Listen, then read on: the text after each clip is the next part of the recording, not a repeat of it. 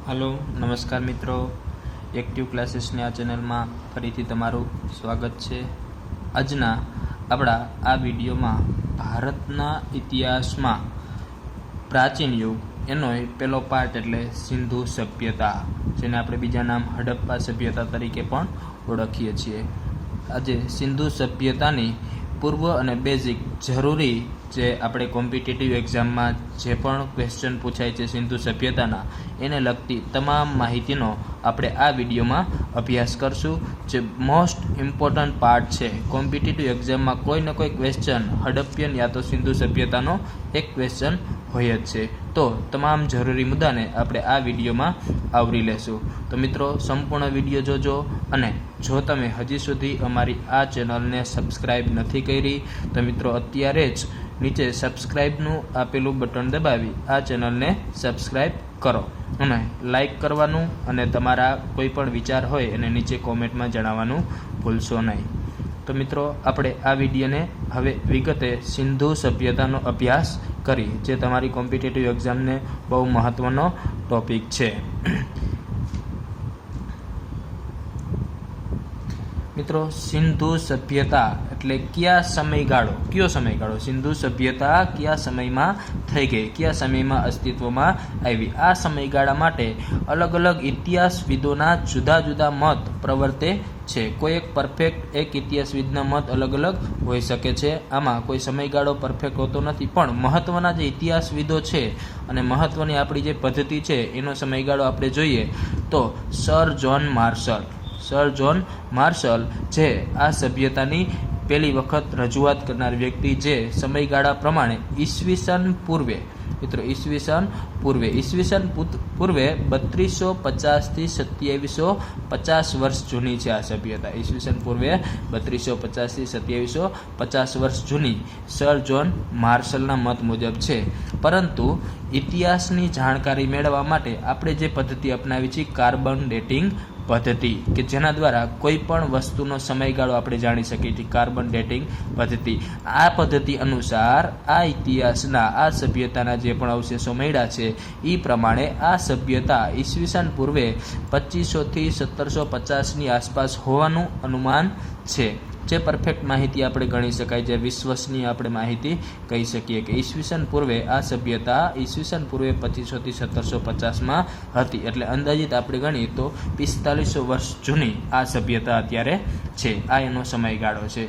लोकोनुं जीवन 4500 वर्ष पहेला केवुं हतुं, आ सभ्यता केवी हती एनी माहिती हवे आगळ आपणे जोईए। मित्रों सिंधु सभ्यता 1921 सुधी भारतना लोको एम मानता था कि भारतीय इतिहासनी शरूआत वैदिक सभ्यताथी थाय छे। 1921 सुधी आपणे लोको आपणा इतिहासने वैदिक सभ्यताथी शरूआत गणता था। मैं तमने बात करी थी प्राचीन सभ्यताने आपणे 5 भागमां वहेंचेलो छे, सिंधु सभ्यता, वैदिक, मौर्य, गुप्त युग अने वर्धन वंश। तो आपणा इतिहासनी शरूआत पहेला लोको क्यांथी मानता था? वैदिक सभ्यताथी। सौथी जूनामां जूनी जो सभ्यता होय, जूनामां जूनो जो युग होय तो ते वैदिक युग छे, आर्य वखतनो समयगाळो।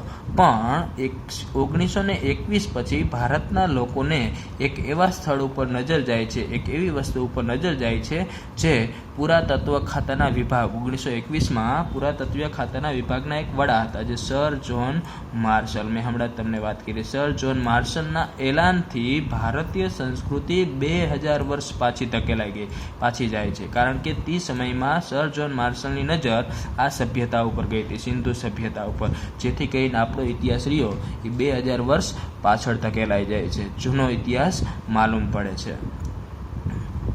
सौ प्रथम 1856 में लाहोर थी कराची वच्चे एक रेलवे लाइनना खोदकाम वखते आ सभ्यता पर विविध छापो अलग अलग आपने मळे छे। पहली वखत ज्यारे 1856 में लाहोर थी कराची वच्चे रेलवे माटे एक खोदकाम चालू हतुं मित्रों, त्यारे आ सभ्यता पर नजर जाय छे। सौ प्रथम कनिंघहामनी, बरोबर, कनिंघहामनी सर्वप्रथम आ सभ्यता पर नजर जाय छे, अमुक अमुक छापो आ सभ्यताना त्यांथी प्राप्त थाय छे। एटले 1856 में पहली वखत आ सभ्यताना आपने अमुक छापो प्राप्त थई, अमुक पुरावा अवशेषो आपने मळेला छे। 1921માં પંજાબના મોન્ટોગોમરી જિલ્લામાં રાવી નદીના કિનારે રાય બહાદુર દયારામ શાહની મહત્વનો ક્વેશ્ચન છે મિત્રો. સૌ પ્રથમ રાય બહાદુર દયારામ શાહનીએ 1921માં હડપ્પા શહેરનું ઉત્ખનન કર્યું. હડપ્પા શહેરનું સંશોધન કરે છે. એટલે પહેલી વખત ખોદકામ જો કોઈ પણ નગરનું થયું હોય, પહેલું નગર આપને કોઈ પ્રાપ્ત થયું હોય તો તે છે હડપ્પા.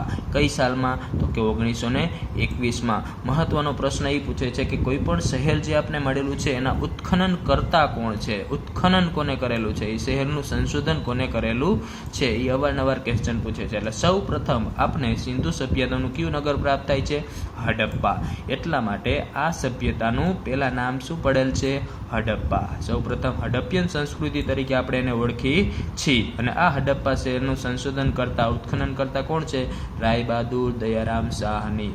મોસ્ટ આઈએમપી ક્વેશ્ચન છે મિત્રો, યાદ રાખવાનું. સંશોધન કરતા હડપ્પાના કોણ? તો દયારામ શાહનીએ. કઈ સાલમાં સંશોધન કર્યું? આ એક ક્વેશ્ચન પૂછાય 1921માં. અને હાલમાં એ સ્થળ ક્યાં આવેલું છે? તો પંજાબનો મોન્ટોગોમરી જિલ્લો જે રાવી નદીના કિનારે છે. કઈ નદીના કિનારે હડપ્પા સભ્યતા પાંગરીતી? તો જવાબમાં આવશે આપણે રાવી નદીના કિનારે. અને હાલમાં પંજાબમાં મોન્ટોગોમરી જિલ્લો, આ પંજાબનું પાકિસ્તાનમાં આવેલો પંજાબ છે તે પ્રાંત છે મિત્રો. એટલે પાકિસ્તાનનો પંજાબ પ્રાંતમાં મોન્ટોગોમરી જિલ્લો જે હડપ્પા શહેરની શોધ કરેલી સૌ પ્રથમ 1921માં. ત્યાર પછી 1922માં, એક જ વર્ષ પછી 1922માં પાકિસ્તાનમાં જ સિંધુ પ્રાંતના લારખા જિલ્લામાં, સિંધુ પ્રાંતનો લારખા જિલ્લામાંથી સિંધુ નદીના કિનારે, ઓલું રાવી નદીના કિનારે, સિંધુ નદીના કિનારે સંશોધન કરતા છે રખાલદાસ બેનર્જીએ મોહેન્જો દડોની શોધ કરી. એટલે પેલું નગર આપને મળ્યું હડપ્પા અને બીજું નગર આપને મળે છે 1922માં મોહેન્જો દડો, જે કઈ નદીના કિનારે હતું? તો કે સિંધુ નદીના કિનારે. હાલનું સ્થળ કયું? તો પાકિસ્તાનનો સિંધ પ્રાંતનો લારખા જિલ્લો, સિંધ પ્રાંતનો લારખા જિલ્લો. અને મોહેન્જો દડોના સંશોધન કરતા કોણ મિત્રો? રખાલદાસ બેનર્જી. અને કઈ સાલમાં સંશોધન થયું? 1922માં. આ 5 પોઈન્ટ કોઈ પણ સભ્યતાના યાદ રાખવાના હોય. અને આ સભ્યતાની એક વિશેષતા, હડપ્પા છે તો અહીંયાથી કેવા કેવા અવશેષો પ્રાપ્ત થયા એની વિશેષતા છે. મોહેન્જો દડો તો અહીંયાથી આપણે કયા કયા અવશેષો મળેલા છે, કેવા ભાગમાં નગર વેચાયેલું હતું એની વિશેષતા છે. એટલે મોહેન્જો દડો, પેલું હડપ્પા 1921માં, એટલે સભ્યતાનું નામ પડે છે હડપ્પિયન સંસ્કૃતિ. 1922માં પાકિસ્તાનમાંથી સિંધુ નદીના કિનારે રખાલદાસ બેનર્જીએ મોહેન્જો દડોની શોધ કરી. અને ત્યારબાદ મિત્રો સિંધુ નદીના કિનારે ઘણા બધા નગરો આપને મળી આવેલ છે, જેથી કરીને આ સભ્યતા પાછળથી સિંધુ સભ્યતા તરીકે ઓળખાય છે. પહેલા હડપ્પિયન સંસ્કૃતિ હતી, પાછળથી મોટાભાગના નગરો કઈ નદીના કિનારે હતા? તો કે સિંધુ નદીના કિનારે. જેથી કરીને આ સભ્યતાને આપણે સિંધુ સભ્યતા તરીકે પણ ઓળખીએ છીએ. મોહેન્જો દડોના સંશોધન કરતા કોણ? તો કે રખાલદાસ બેનર્જી 1922માં. હવે સિંધુ સભ્યતાનો ફેલાવો મિત્રો. સિંધુ સભ્યતા ક્યાં સુધી વિસ્તરેલી હતી? તો સિંધુ સભ્યતાનો ફેલાવો આમ જોવા જાવ તો આ સભ્યતા ઉત્તરમાં કાશ્મીરના માંડુ જે વિસ્તાર છે કાશ્મીરમાં આવેલો, એ ઉત્તરમાં, એટલે ઉત્તરમાં ક્યાં સુધી હતી? તો કે કાશ્મીરમાં માંડુ સુધી. અહીંયા આપેલું છે, આપણે ચાર્ટમાં પણ દેખાયેલું છે ઉત્તરમાં કાશ્મીરમાં માંડુ સુધી વિસ્તરેલી હતી સભ્યતા.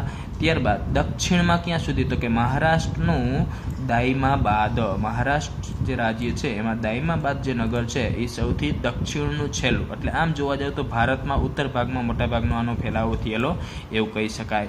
જે 1100 કિમી થાય. ઉત્તર અને દક્ષિણ એના કિલોમીટર કેટલા થઈ છે? તો કે 1100 કિમી.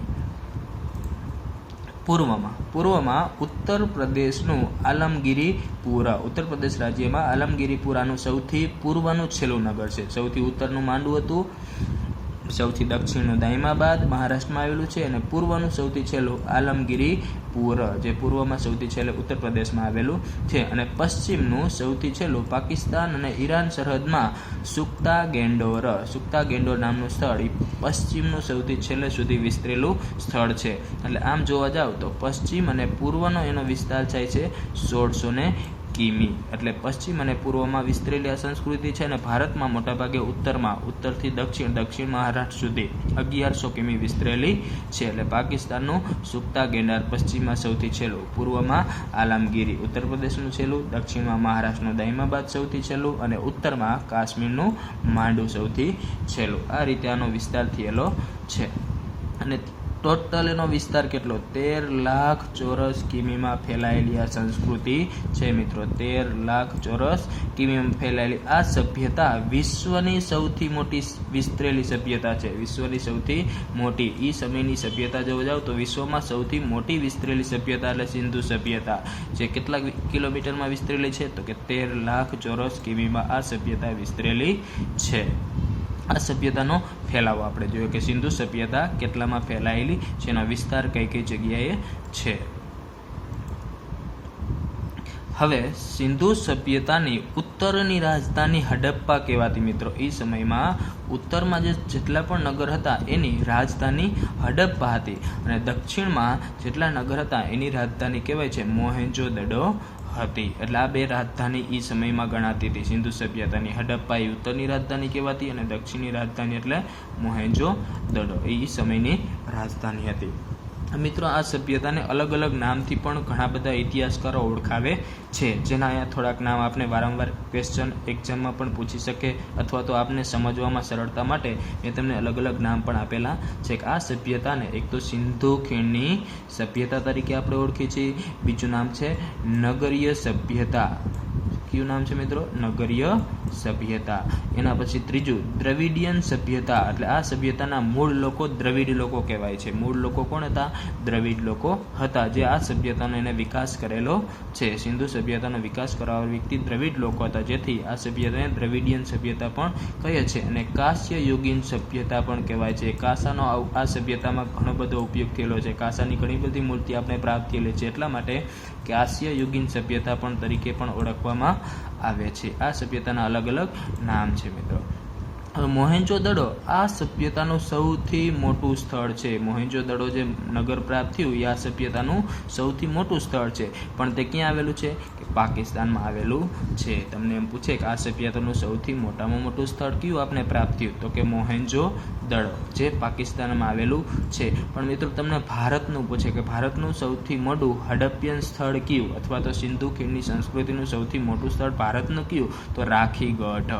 રાખીગઢ નામનું જે સ્થળ ભારતમાં છે આ સભ્યતાનું સૌથી મોટામાં મોટું સ્થળ આપણે ભારતમાં પ્રાપ્ત થયેલું છે. અને ગુજરાતનું પૂછે આપને કે ગુજરાતનું સૌથી મોટામાં મોટું આ સભ્યતાનું સ્થળ કયું? તો ધોળાવીરા. ગુજરાતનું સૌથી મોટું સ્થળ કયું છે મિત્રો?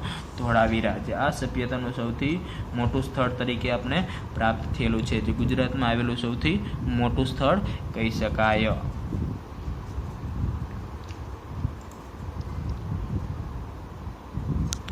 તો મિત્રો હવે પછીના આપણે નેક્સ્ટ વિડીયોમાં આ સભ્યતાને લગતા અલગ અલગ સ્થળની વિશેષતા, જે સ્થળ હાલમાં ક્યાં આવેલું છે, એના સંશોધન કરતા કોણ છે, એની વિશેષતા શું, કેવી કેવી વસ્તુ આપણે ત્યાંથી પ્રાપ્ત થયેલી છે, એ નેક્સ્ટ વિડીયોમાં મોહેંજો-દડો છે, ધોળાવીરા છે, લોથલ છે, કનિંઘહામ છે, હડપ્પન છે, રંગપુર, રોજડી, આ સભ્યતાના અલગ અલગ સંશોધન કરતા, કઈ સાલમાં સંશોધન સ્થળ, એની કઈ નદીના કિનારે વિકાસ પામ્યું હતું, તે દરેક માહિતી હવે પછીના વિડીયોમાં આપણે જોવાની છે. જેથી કરીને તમે જો હજી આ ચેનલને સબસ્ક્રાઈબ ન કરી રહ્યું તો આજે સબસ્ક્રાઈબ કરો અને લાઈક કરવાનું ભૂલશે નહીં મિત્રો. હવે નેક્સ્ટ પછી આપણે સાતત્યપૂર્ણ અલગ અલગ વિડીયો જોવાના છે, જે તમને સચોટ માહિતી આપે, જેથી કરીને તમારે એક્ઝામમાં કોઈ તકલીફ પડે નહીં મિત્રો. તો નેક્સ્ટ વિડીયોમાં પછી મળીશું. ત્યાં સુધી રજા આપશું.